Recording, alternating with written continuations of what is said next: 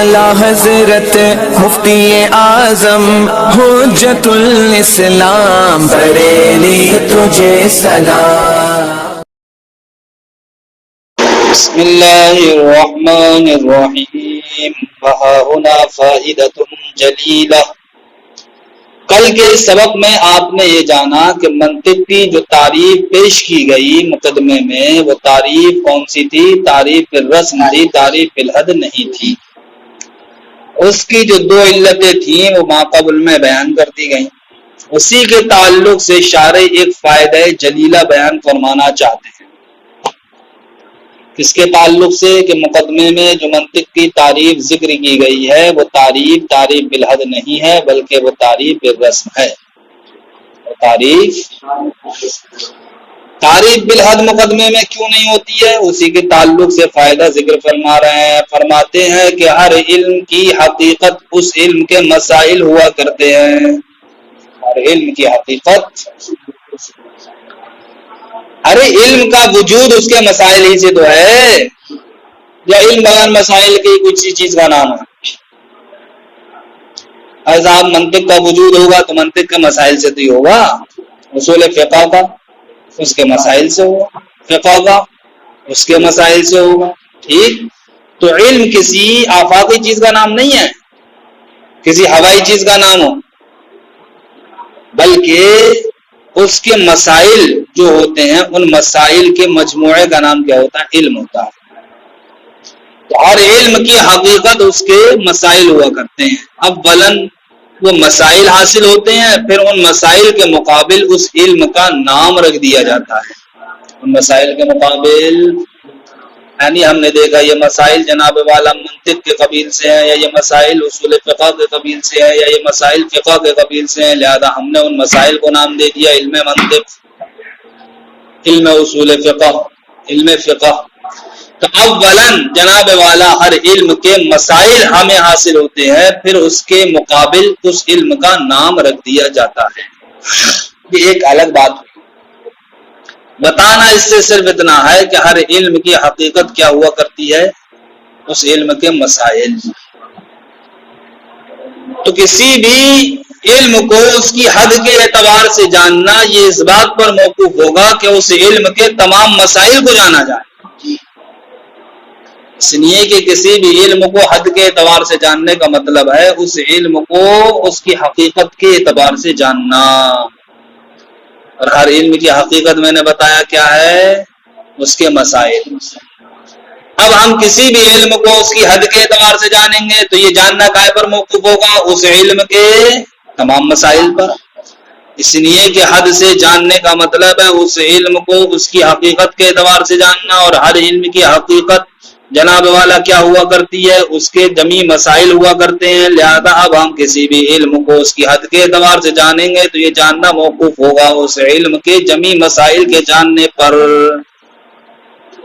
अब बताइए आप मुझे, मुकदमे में क्या तमाम मसाइल जिक्र कर दिए गए? मुकदमे में जनाब वाला सिर्फ और सिर्फ उसकी तारीफ जिक्र की जाती है, ठीक, या उसके मसाइल जिक्र किए जाते हैं। तो जब तारीफ जिक्र की जाती है तो ये तारीफ जनाब वाला ये रस्म होगी, हद नहीं होगी। इसलिए कि हद का हुसूल तो उस इल्म के तमाम मसाइल से होगा, वो तमाम मसाइल मुकदमे में नहीं है। तो इससे पता चला मुकदमे में जो तारीफ जिक्र की जाती है वो तारीफ रस्म होती है, हद नहीं होती। समझ गए? यही वजह है मुसन्निफ शारे ने यहाँ पर इल्म की जो तारीफ की तो उसके ताल्लुक से फरमाया रसमूहु, उसके ताल्लुक से हद्दूहु नहीं फरमाया, और ना उसके अलावा कोई दूसरा लफ्ज फरमाया, ताकि इस बात को पता चल जाए कि मुकदमे में जो तारीफ जिक्र की जाती है वो तारीफ रस्म होती है, हद नहीं होती। इसलिए कि तारीफ हद ये जनाब वाला उस इल्म के तमाम मसाइल पर मौकूफ हुआ करती है, और तमाम मसाइल मुकदमे में जिक्र नहीं किए जाते हैं। लिहाजा मुकदमे में जो तारीफ जिक्र की जाएगी वो कौन सी तारीफ होगी?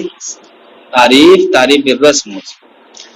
फरमाते हैं वहाहुना फाइदतुन जलीलतुन, और यहाँ पर एक फायदा जलीला है, वो ये है कि हर इल्म की हकीकत उसके मसाइल होते हैं। लिअन्नहु قد حصلت تلک المسائل اولا، اس لیے کہ جناب والا اولا وہ مسائل حاصل ہوتے ہیں، ثم وضع اسم العلم بإزائها، پھر ان مسائل کے مقابل علم کا نام رکھا جاتا ہے، فلا تكون له ماہیت وحقیقت وراء تلک المسائل، تو اب جناب والا کسی بھی علم کے لیے حقیقت و ماہیت ان مسائل کے علاوہ نہیں ہوگی، وہی مسائل کیا بنیں گے؟ اس علم کی حقیقت و ماہیت بنیں گے۔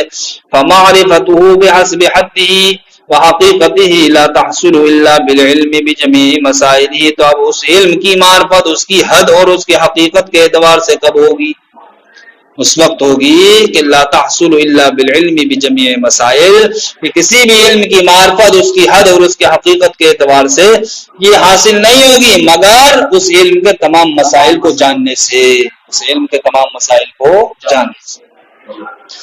وَلَيْسَ ذَلِكَ مُقَدَّمَةٌ لِلشُّرُوعِ فِيهِ، اور جناب والا یہ معاملہ شروع فی العلم کے مقدمے میں نہیں ہے، اس لیے کہ شروع فی العلم کے مقدمے میں مسائل کو ذکر نہیں کیا گیا ہے، لہذا اب شروع فی العلم کے مقدمے میں آپ نے تعریف کو جانا تو یہ تعریف رسم تو ہوگی، حد نہیں ہوگی۔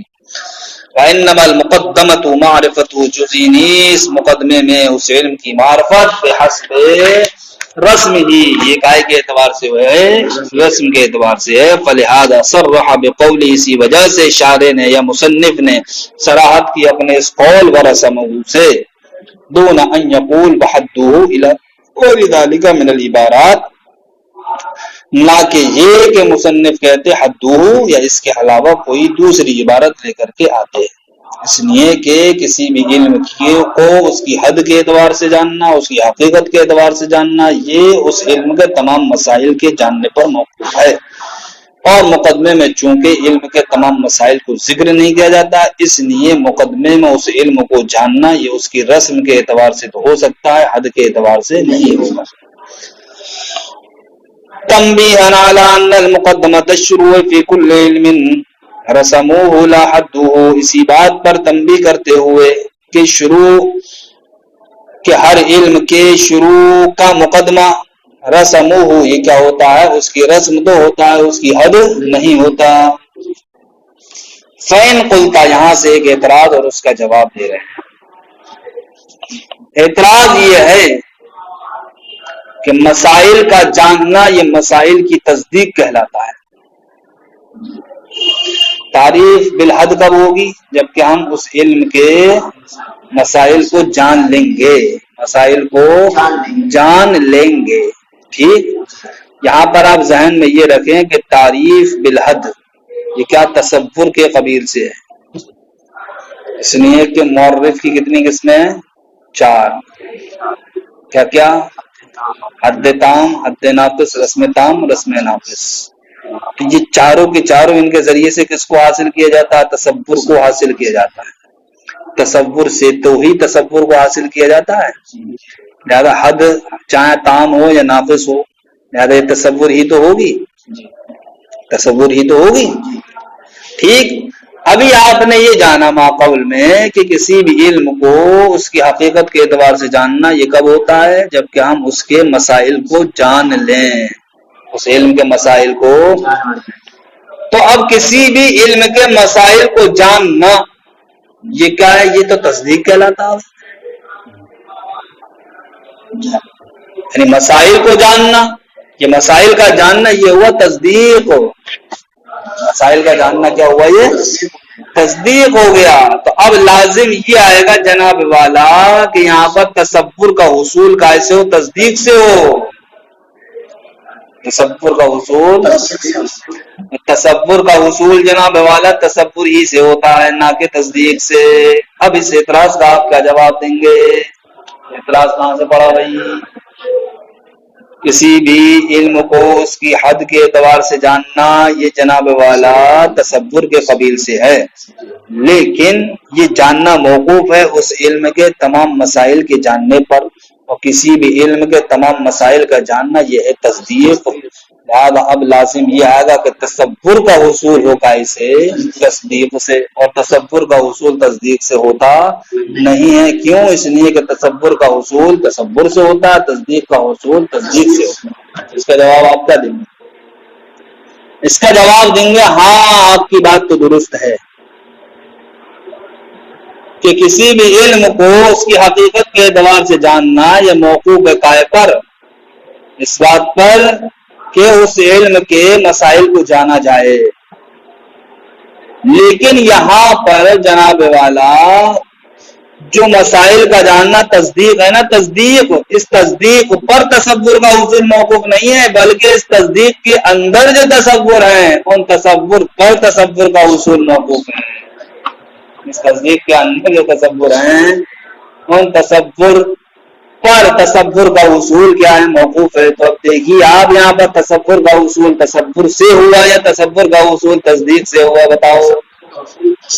تو اب اعتراض ختم ہو گیا بس۔ فَإِن قُلْتَ، اگر آپ اعتراض کریں، العلم بالمسائل التصدیق بها، مسائل کا جاننا یہ تو مسائل کی تصدیق ہے، ومعرفت العلم بحدہ تصور، اور کسی علم کو اس کے حد کے اعتبار سے جاننا یہ تو جناب والا تصور ہے۔ والتصور لا يستفاد من التصدیق، اور تصور یہ تصدیق سے حاصل نہیں ہوتا۔ قلت، میں کہوں گا، العلم بالمسائل هو التصدیق بالمسائل، کہ مسائل کا جاننا یہ مسائل کی تصدیق ہی ہے۔ حتی اذا حصل التصدیق بجمیع المسائل، یہاں تک کہ جب تصدیق تمام مسائل کی تصدیق حاصل ہوگی، حصل العلم المطلوب، علم مطلوب کیا ہوگا؟ حاصل ہوگا۔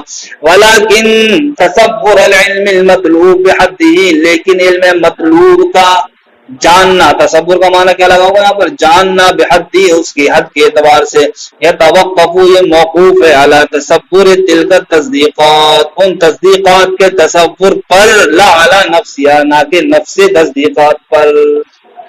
تب تصور غیر مستفاد من التصدیق، تصور تصدیق سے مستفاد نہیں ہوگا۔ جب نہیں ہوگا تو اب اعتراض کیا ہو جائے گا؟ منتفی ہو جائے گا۔